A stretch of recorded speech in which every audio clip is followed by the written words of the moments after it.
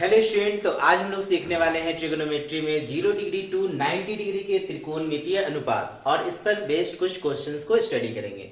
तो बच्चों, सबसे पहले मैं आपको बता दूं, ट्रिगोनोमेट्री में चार क्वाड्रेंट देखोगे। ये फर्स्ट क्वाड्रेंट है, ये सेकेंड क्वाड्रेंट है, ये थर्ड है और ये फोर्थ। अक्षांश बोलते हो ना, प्रथम अक्षांश, द्वितीय, तृतीय, चतुर्थ। तो इसमें जो है ना बच्चों, जो ट्रिगोनोमेट्री के एंगल लाई करेंगे वो 0 टू 90 डिग्री लाई करेंगे। कितने लाई करेंगे बच्चों? 0 टू 90 डिग्री। बात समझ रहे हो ना? तो बच्चों, ये 0 टू 90 डिग्री का खेल समझो। यहाँ पे जैसे मैं मान लो लिख रहा हूं x x y x dash x y y dash x, ये ओरिजिन हो गया। बच्चों, साइन थीटा का मैक्सिमम वैल्यू जो होता है 1 होता है और मिनिमम वैल्यू -1 होता है। उसी तरह कॉस थीटा का भी मिनिमम वैल्यू 1 और मिनिमम वैल्यू -1, मैक्सिमम वैल्यू 1 और मिनिमम वैल्यू -1। तो यहाँ पर मैं x अक्ष पर एक क्वाड्रेंट लिख रहा हूँ 1 0 और y अक्ष पर एक क्वाड्रेंट लिख रहा हूँ 0 1। बच्चों, x एक्सिस पर आपको पता है y 0 होता है और y एक्सिस पे बच्चों x 0 होता है, पता है ना? x एक्सिस पे y 0, y एक्सिस पे x 0। ओके, तो बच्चों यहाँ पर ये 1 0 जो है ये क्या है समझो। 1 को मैं परपेंडिकुलर बोलूंगा, ठीक है ना?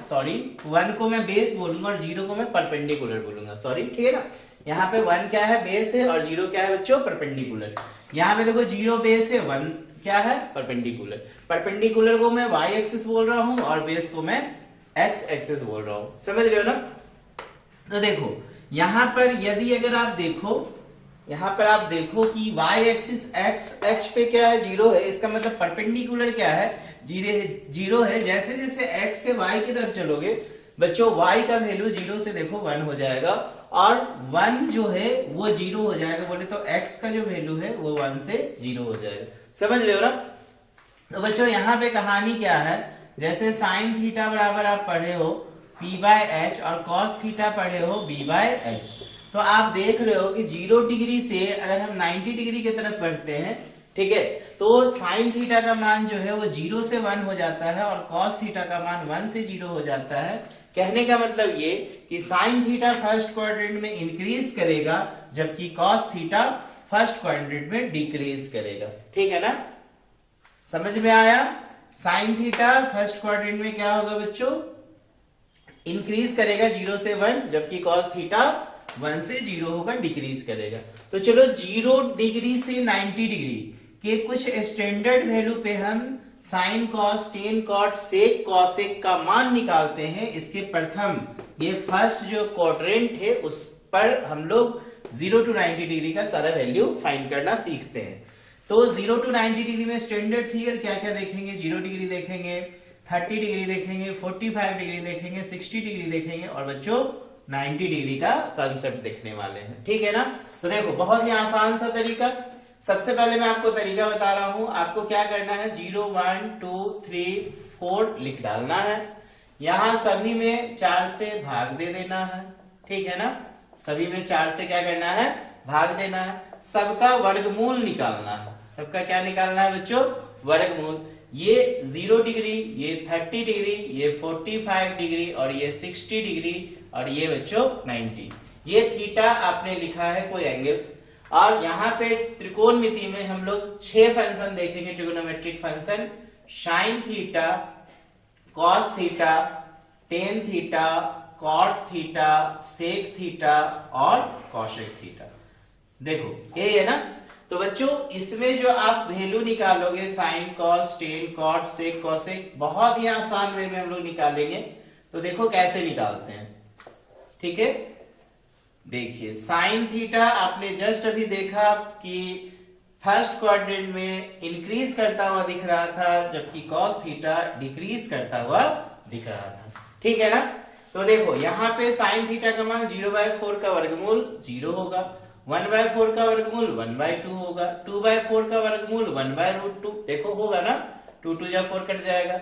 यहाँ पे देखो √3/2 होगा और 4 से 4 कट जाएगा तो 1। बच्चों, जिस प्रकार साइन थीटा फर्स्ट क्वाड्रेंट में बढ़ता हुआ दिख रहा है, ठीक उसी प्रकार कॉस थीटा देखो 1 से 0 हो रहा है, घटता हुआ प्रतीत हो रहा है। तो ये जैसे जैसे साइन बढ़ा है कॉस वैसे वैसे घट जाएगा। इसका मतलब जो साइन 90 होगा वो cos 0 हो जाएगा, ठीक है ना। फिर जो साइन 60 होगा वो cos 30 हो जाएगा। जो साइन 45, तो ये तो बेचारा बीच में रहेगा तो cos भी 45, दोनों वैल्यू बराबर होंगे। अब जो साइन 30 पे है वो cos 60 पे चला जाएगा। अब जो साइन 0 पे है वो cos 90 पे चला जाएगा। बात समझ रहे हो ना। तो इस तरीके से देखे हम लोगों ने कि साइन पढ़ा 0 to 1, cos घट गया 1 से 0। बच्चों अब आपको बाकी जो ट्रिगोनोमेट्री फंक्शन है tan, cot, sec, cosec, इसको कैसे निकालना है। तो बच्चों इसके लिए आपने पढ़ रखा है, जैसे tan theta p by b होता है तो आप sin थीटा में cos थीटा से डिवाइड करोगे तो देखो p बाय b मिल जाएगा। p by h by b by h, h से h कट गया तो देखो p बाय b। इसका मतलब ये हुआ कि tan थीटा sin थीटा और cos थीटा का अनुपातिक है, ठीक है ना। तो यहाँ पर देखो 0/1 का जो अनुपात होगा वो 0 होगा, तो tan 0 0 हो गया। 1/2 में √3/2 से डिवाइड करो 1/√3 होगा। 1/√2 में 1/√2 से 1 हो जाएगा। ये √3/2 में 1/2 से तो √3, 1 में 0 से भाग दो तो अपरिभाषित होगा, नॉट डिफाइन होगा। cot थीटा बच्चों tan का उल्टा होता है, tan का उल्टा cot थीटा, तो cot 0 का उल्टा अपरिभाषित। 1/√3, 1 का उल्टा 1, 1/√3 हो जाएगा। इंफिनिटिव का उल्टा 0। बच्चों sec cos का उल्टा होता है, तो 1 का उल्टा 1, √3/2 का उल्टा 2/√3, ये √2, ये 2 और 0 का उल्टा इंफिनिटिव। ठीक उसी प्रकार बच्चों cosec sin का उल्टा होता है, तो 0 का उल्टा इंफिनिटिव। 1/2 का उल्टा 2, ये √2, ये 2/√3 और 1 का उल्टा 1। समझ में आ रहा है ना। बढ़िया से, बहुत ही आसान है 0 to 90 डिग्री का मान निकालना। अब देखो बच्चों यहाँ पे बड़ा अच्छा सा सवाल पूछा जाता है हम लोगों से एग्जाम में। देखो किस तरह का सवाल, बहुत अच्छा सवाल। जैसे सवाल पूछा जाएगा कि बताओ यदि साइन थीटा का मान कॉस थीटा के बराबर हो तो थीटा का मान क्या होगा। तो बच्चों यदि साइन थीटा का मान कॉस थीटा के बराबर हो तो देखो साइन थीटा 45, इसका मतलब थीटा कितना हो गया 45। तो देखो इस दोनों में आपको एक रिलेशन निकल रहा है, यहाँ पे भी तो एक रिलेशन निकल रहा है। तो यदि tan थीटा बराबर cot थीटा भी पूछा जाए और थीटा पूछा जाए आपसे तो ये भी 45 डिग्री लिखना। और यदि sec थीटा बराबर cos थीटा पूछा जाए, sec थीटा बराबर cosec थीटा, sec थीटा बराबर cosec थीटा, तो भी थीटा बराबर बच्चों 45। समझ रहे हो ना। ठीक उसी प्रकार यहाँ पर देखो ये साइन थीटा और ये cosec थीटा, देखो दोनों 1 है। तो यदि साइन थीटा बराबर हमसे पूछा जाए cosec थीटा तो बच्चों थीटा बराबर क्या होगा 90 डिग्री। ठीक उसी प्रकार यहाँ पर देखो cos थीटा और cot थीटा, यदि cos थीटा बराबर क्या हो बच्चों cot थीटा तो देखो थीटा बराबर 90 डिग्री। और ठीक उसी प्रकार tan थीटा और sec थीटा को ले लो, ठीक है। तो tan थीटा बराबर sec थीटा यदि आ जाए तो थीटा बराबर 90 डिग्री। समझ में आ रहा है ना। अब देखो ठीक यहाँ पे भी इसमें आपने 45 डिग्री 90 डिग्री वाला कॉन्सेप्ट में देखा, तो अब 0 डिग्री में भी देखो बहुत सारे वैल्यू कॉमन है। जैसे साइन थीटा 0 तो टेन थीटा भी 0। तो यदि साइन थीटा बराबर टेन थीटा तो याद रखना बच्चों थीटा बराबर 0 डिग्री। यदि cos थीटा बराबर sec थीटा, cos थीटा बराबर sec थीटा तो बच्चों थीटा बराबर 0 डिग्री। और देखो एक बच गया आपका tan थीटा बराबर sin थीटा, ये तो हो गया। cos sec भी हो गया, cot और cosec को ले लो। cot थीटा बराबर cosec थीटा तो बच्चों थीटा बराबर 0 डिग्री। समझ में आया ना। तो चलो जल्दी से नोट करो, बड़ा इंपॉर्टेंट कॉन्सेप्ट है ये।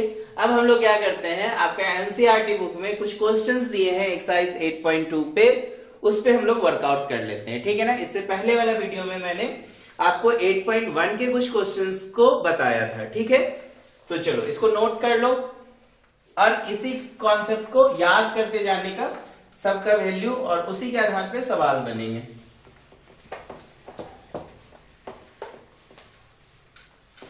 देखो बच्चों जैसे कि एक्सरसाइज 8.2 का मैं कुछ क्वेश्चन ले रहा हूं एनसीईआरटी का। जैसे सवाल 1 को ही लेते हैं। जैसे देखो साइन 60 है, ठीक है ना, into cos 30 plus sign 30 into cos 60। इसका मान पूछ रहा है। तो बच्चों साइन 60 का मान आपको पता है अभी जस्ट √3/2, cos 30 भी √3/2, साइन 30 1/2, cos 60 1/2। तो देखो √3 को √3 से गुना करोगे तो 3, 2 2 जा 4, ये 1/4। तो एलसीएम 4/4, देखो 1 हो जाएगा, 1 है 4 एलसीएम, तो 3 + 1 4/4 हो जाएगा। समझ में आ रहा है ना।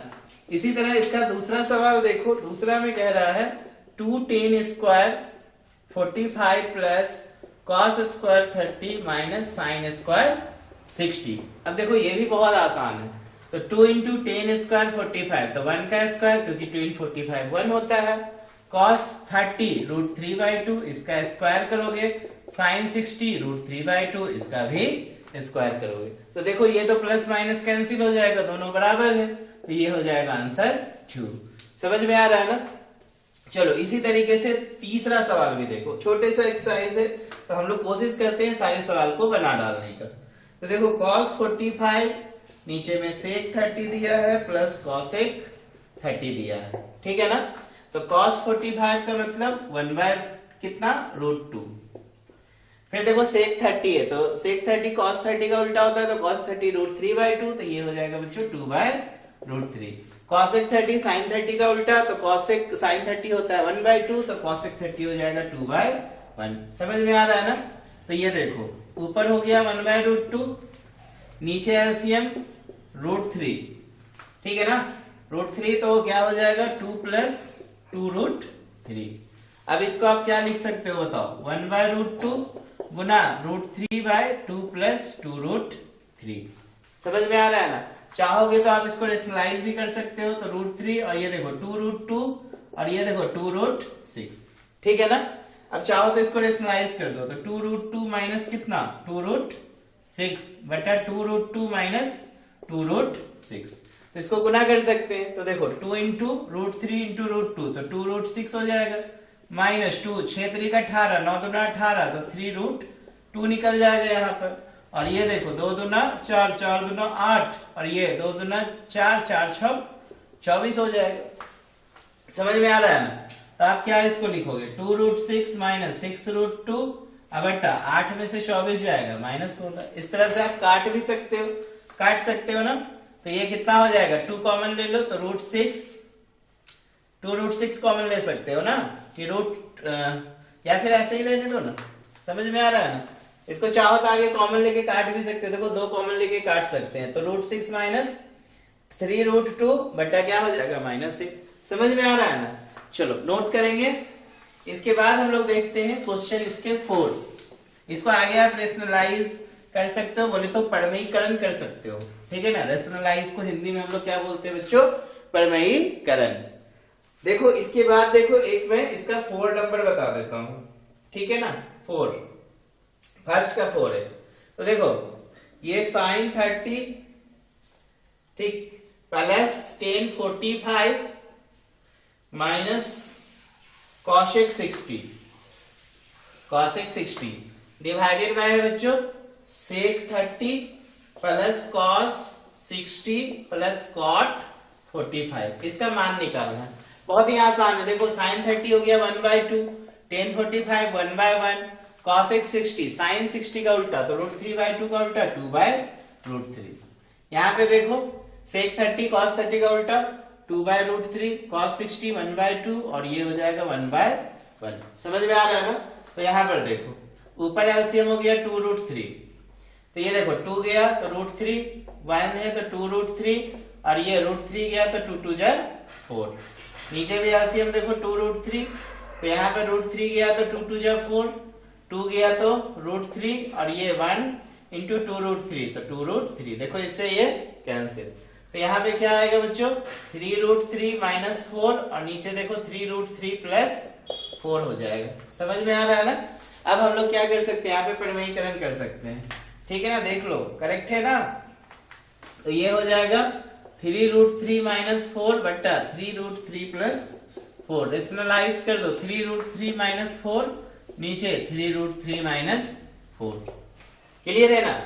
देख लो सही किए है ना, 2√3 एलसीएम ले लिए, ठीक है, और 2√3 फिर √3 में डिवाइड किए इसमें, तो कितना आ गया 2 से डिवाइड किया तो √3, फिर 1 2 √3, सही है, चेक कर लेना अपना एक बार। तो ये देखो 2 √3 माइनस 4 का स्क्वायर हो जाएगा, नीचे a plus B a minus B का स्क्वायर है तो a square minus B square, ठीक है। तो ये a माइनस बी का होल स्क्वायर पे तोड़ना, तो 3 √3 का स्क्वायर, तो 3 3 9 3 27, 4 का स्क्वायर 16 माइनस 2ab, तो 2 चौका 8 त्रिक 24 √3, और ये देखो 3 3 9 3 27, 4 चौका 16, तो 7 6 कितना हो जाएगा 13, 2 1 3 1 4 43 माइनस 24 √3, 7 में से 6 गया 1, 2 में से 1 गया 1, तो यही आंसर हो जाएगा 43 माइनस 24 √3 डिवाइडेड बाय 11। क्लियर है ना?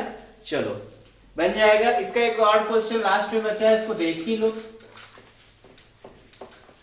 ताकि हर सवाल आपका एक्सरसाइज 8.2 का सॉल्व हो जाए। देखो बच्चों 5 में क्या दिया है, 5 में दे रहा है 5 cos square 60 plus 4 sec square 30 minus 10 square 45, ठीक है ना, और डिवाइडेड बाय देखो sine square 30 plus cos square 30, ठीक है ना। इसका मान आपको निकालना है। ओके, तो देखो कैसे बनाएंगे। 5 cos 60 1/2, तो 1/2 का क्या हो जाएगा स्क्वायर, sec 30 cos 30 का उल्टा, तो √3/2 का उल्टा 2/√3 का स्क्वायर माइनस 1 का स्क्वायर, साइन स्क्वायर 30 तो 1/2 का स्क्वायर, और ये हो जाएगा √3/2 का स्क्वायर। समझ में आ रहा है ना? तो ये देखो 5 × 1/4 प्लस 4 × 4/3 माइनस 1, नीचे देखो 1/4 प्लस 3/4, समझ में आ रहा है ना? तो ये देखो 5/4 प्लस 16/3 माइनस 1/1, ये देखो एलसीएम 4 तो 1 + 3, तो यहाँ पे क्या होगा देखो 4 3 का एलसीएम 12, 4 तिया 12, 5 तिया 15, 3 चौका 12, तो 16 चक्का 64, माइनस 1 12 जा तो 12 हो गया, अब बट्टा 4/4, तो ये देखो इससे तो 1 हो जाएगा, ठीक है ना। तो यहाँ कितना हो गया 5 4 9, 6 1 7 माइनस 12/12, 9 में से 2 गया 7, 7 में से 1 जाएगा 6/12, ये क्या हो जाएगा बच्चों आंसर हो जाएगा। समझ में आ रहा है ना? तो चलो इसको नोट करेंगे, मिटा रहा हूं, बस आपको वैल्यू पता होना चाहिए, जितना ज्यादा वैल्यू याद रहेगा सवाल उतना बढ़िया बनेगा, ठीक है। चलो इसके बाद इसी का क्वेश्चन नंबर 2 में क्या क्या दिया है, बेसिक क्वेश्चन है, तो देखो अब तो आराम से बना लेना, बस हम इसका एक बता दे रहे हैं, उसके बाद क्वेश्चन 3 बता देते हैं और फिर 4 को क्लियर कर देते हैं, ठीक है ना। तो देखो इसमें आसान है, जैसे कि 2 10 30 है डिवाइडेड बाय 1 + 10 स्क्वायर 30 है, हमसे पूछ रहा है इसमें 4 ऑप्शन दिया है, उसमें कौन ऑप्शन करेक्ट होगा। तो देखो इसको सॉल्व करो पहले, तो 2 10 30 √3/2 सॉरी 1/√3 ना, ये 1 + 1/√3 का स्क्वायर, तो ये देखो 2/√3, ये 1 + 1/3 होगा ना, तो ये कितना हो जाएगा 2/√3, और ये 3 1 4, तो 4/3, तो देखो 2/√3 गुना 3/4, इसको काटो 2, इसको काटो √3, तो ये हो गया √3/2। तो जो ऑप्शन दिया है sin 60, तो sin 60 तो ही होता है √3/2, तो यही आंसर हो जाएगा। और भी ऑप्शन चेक कर लो, cos 60 तो cos 60 1/2, tan 60 √3, sin 30 1/2, तो करेक्ट ऑप्शन ए होगा इसका। इस तरह से बना सकते हो ना, बाकी सवाल भी इसी तरह से बनेगा, सेम टू सेम है, सब टेन का ही क्वेश्चन है, टेन पे बेस्ड है, ठीक है ना। 10 बोले तो tan थीटा की भी से बात कर रहा हूँ, क्लास 10 के लिए तो है ही। चलो 3 नंबर देखो बच्चों, यहाँ पर बोल रहा है कि tan a + b बराबर दिया है √3 और tan a - b दिया है 1/√3, और बोल रहा है कि a और b का वैल्यू जो है a और b का सम 0 से बड़ा है 90 से छोटा है, ठीक है ना। तो स्वाभाविक कॉम्प्लीमेंट्री यहाँ पे 0 to 90 के बीच आएगा, ये मैं बोल रहा हूँ, ठीक है। तो देखो tan a + b √3 का वैल्यू कितना होता है 60, तो a + b देखो 60 हो जाएगा, आप इसको इक्वेशन क्या मान लेना फर्स्ट, ठीक है। एंड tan a - b देखो क्या दिया है, tan a - b दिया है 1/√3, ठीक है।